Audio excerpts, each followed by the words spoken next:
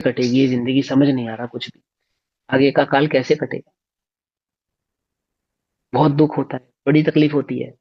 अपने वर्तमान के उदय को देखते हुए हमें तो ये चिंता होती है। क्या चिंता होती है कि आगामी काल हम कैसे काटेंगे। आज धन नहीं होगा तो कल कैसे कटेगा। ये जीवन हमारा कैसे व्यतीत होगा। कैसे व्यतीत होगा बोलो भैया जीवन। अब तुम्हें जीवन नहीं मालूम, इसलिए तुम इस चिंता में हो कि भैया ये जो जीवन है, बाकी का बचा हुआ जीवन कितना बचा हुआ है। कोई बात समझ में नहीं, कितना बचा है। कितना जीवन बचा होगा तुम्हारा कि भैया एक पल की भी खबर नहीं है। अरे अभी भी तुम्हें नहीं मालूम। अनादि निधन है, तो अनादि निधन। एक पल की खबर नहीं है। जिसने एक पल की भी खबर नहीं है, ऐसी चिंता है ना, मूर्ख है वे। उल्टा नहीं पकड़ना। उल्टा नहीं पकड़ना, वो ज्ञानी को पर में आ सकते नहीं है, पर की अपेक्षा से एक पल की खबर नहीं कि कब ये संयोग छूट जाए। पर की खबर नहीं है ना जो ज्ञानी कह रहा है। वो मरण की अपेक्षा से नहीं कह रहा है। वो जो वर्तमान में प्राप्त संयोग है, ये प्राप्त संयोग कब छूट जाए कौन जानता है। जो मैं इनके साथ अपने मोहादि को भाव को धारण करूं, देह में एकत्र करूं, ये कब छूट जाए। मरण की अपेक्षा से नहीं। वो तो जानता है कि मैं ध्रुव हूं। मैं तो ध्रुव हूं। लेकिन हम ये चिंतन कैसे करते हैं। मिथ्यादर्शी इसी चिंतन को कैसे करता है कि मैं किसी भी समय मरण को प्राप्त हो सकता हूं। ज्ञानी वो जो एक पल की बात कह रहा है ना कि एक पल का भी भरोसा नहीं है, वो मरण की अपेक्षा से नहीं कह रहा है। वहां ये भाव है कि ये जो संयोगिक भाव है ये किसी भी क्षण छूट सकते हैं। किसी भी समय पर्याय बदल जाएगी, ये भाव छूटेंगे, ये संयोग छूटेंगे, अन्य संयोगों में पहुंच जाऊंगा। इस अपेक्षा से नहीं कि मैं मर जाऊंगा। इस अपेक्षा से नहीं। हम किस अपेक्षा से चिंतन कर रहे हैं कि भैया किसी भी क्षण आंख मूंदेगी और सब खत्म। क्या है वो ध्रुव, ध्रुव की जिसे दृष्टि है उसका कभी अभाव होता नहीं है। मैं देवायु कर्म के फल को नहीं भोगता। आयु को नहीं भोगता अर्थात आयु के आधार से जीवन को नहीं जीता हूं। ध्रुव की दृष्टि रख के जीता हूं। ध्रुव की दृष्टि से। ठीक। चैतन्य स्वरूप आत्मा का ही संचेतन करता हूं। कैसे कटेगा कल। ओहो, कल कैसे कटेगा। ज्ञान अभी देखो कैसे समझाए तुम्हें ये बात। अपने को लगता है ना भैया ऐसे तो हम कोई पुरुषार्थ ही ना करें। तो जितना तुझे पर में एकत्र होगा उतना पुरुषार्थ, पर के संबंध में पुरुषार्थ के बिना रहेगा नहीं। ठीक।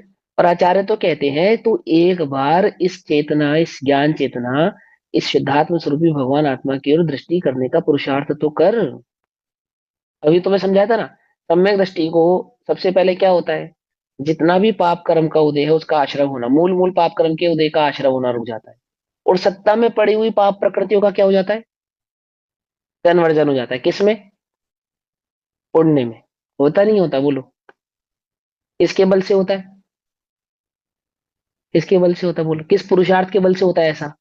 आत्मा जगत में में ऐसा प्रवृत्ति। एक भी पुरुषार्थ नहीं है। तीन लोक के नाथ के आगे झुकोगे ना, उसमें भी ऐसा पुरुषार्थ नहीं है। उल्टा नहीं पकड़ना, विपरीत भाव ग्रहण नहीं करना। साक्षात समोशरण में भगवान विराजमान हो और तुम समक्ष उनके समक्ष जान के उनकी सेवा करते हो, वही वृत्ति करते हो, उनके समक्ष झुकते हो, उनकी पूजा अर्चना करते हो। उस पुरुषार्थ में भी ऐसा ऐसा दम नहीं है।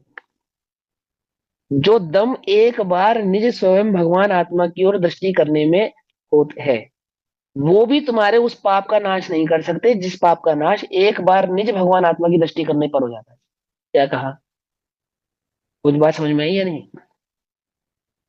क्या करते हैं, भगवान के दर्शन करने से नरकायु का आश्रय हो सकता है। बोलो श्री कृष्ण को हुआ या नहीं हुआ। बोलो राजा सैनिक को हुआ या नहीं हुआ।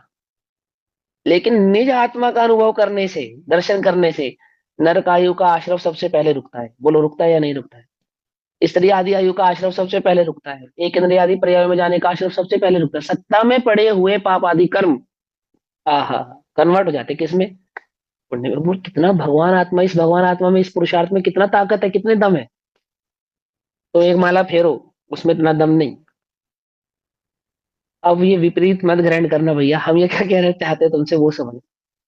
भगवान के दर्शन करो तो कोई गारंटी नहीं है कि नरक जाओगे या नहीं जाओगे। और निज के एक दर्शन बार से निज शुद्धात्मा गारंटी दर्शन है करो तो गारंटी है, गारंटी, पक्की कि नहीं गारंटी कि जाओगे। अब तुझे नरकायु का आश्रय नहीं होगा, नरकायु का बंध नहीं होगा, अब नहीं होगा। पहले कर लिया बिल्कुल। उसको कर लिया हो, अब नहीं होगा। कुछ बात समझ में आई? कैसे कटेगा आगे का जीवन, बोलो? क्या पुरुषार्थ करूं? जो पाप से भी भयभीत है ना, मैं उनके लिए कह रहा हूँ। पाप आदि के उदय से जो भयभीत हो रही हैं, भविष्य में पाप आदि के उदय से जो भयभीत हो रही हैं, उनके लिए भी एकमात्र उपाय यही है। क्या उपाय है? कि एकमात्र तत्व निर्णय पूर्वक, तत्व अभ्यास पूर्वक पूर्वक इस चैतन्य भगवान आत्मा का अनुभव कर। हूँ भगवान छू एम नक्की कर।